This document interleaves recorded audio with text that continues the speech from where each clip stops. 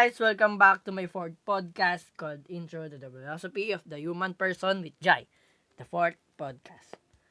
For today's guest, I will gladly to introduce a person from Ateneo de Manila.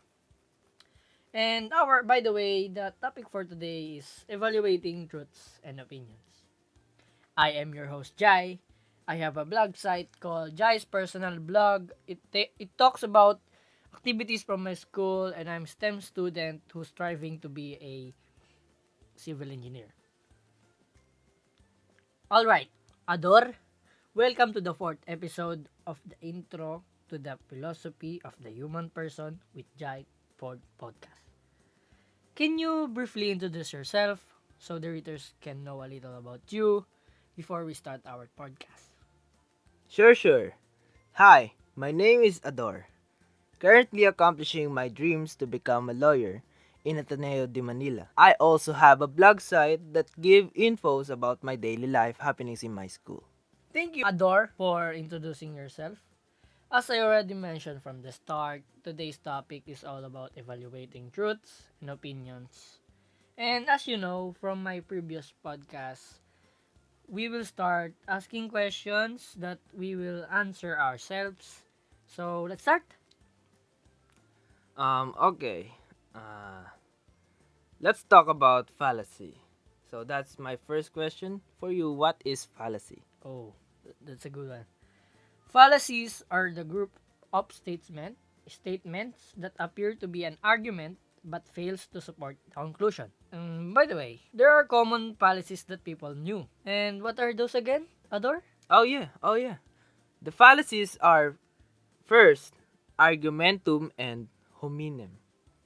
This is an argument against the person, used when people convince other that someone's arguments must be rejected because of his personal background.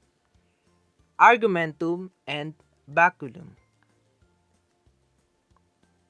That means appeal to force, used when people who want to win an argument issues threats to their opponents.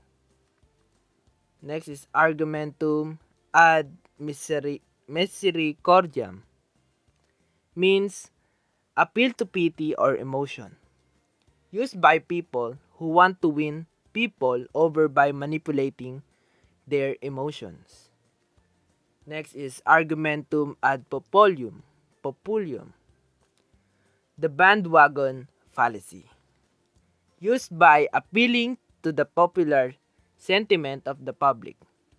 Next is argumentum ad traditionem, asserts that a premise must be true because people have always believe it or done it.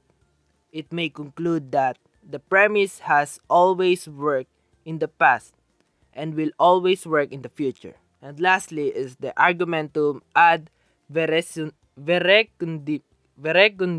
It means that it is an appeal to an improper authority, such as a famous person or a source that may not be reliable. So that's all. Oh, that's a lot of fallacies. For me, who commonly use these fallacies? These fallacies are used by the close-minded persons that don't have logical answers that they can think of. So that's they use fallacies as an excuse or a reason for their argument to be somehow they think it is reasonable, but in reality it is not. And by ending this podcast, we know what is a fallacy, what is the common fallacy used by people, and why people use these fallacies. That is all, guys. Thank you so much for listening and supporting my podcast. Even though I'm not yet that experienced myself, if you have something in mind, feel free to comment down below what you think. See you next time in my next podcast. Goodbye and thank you.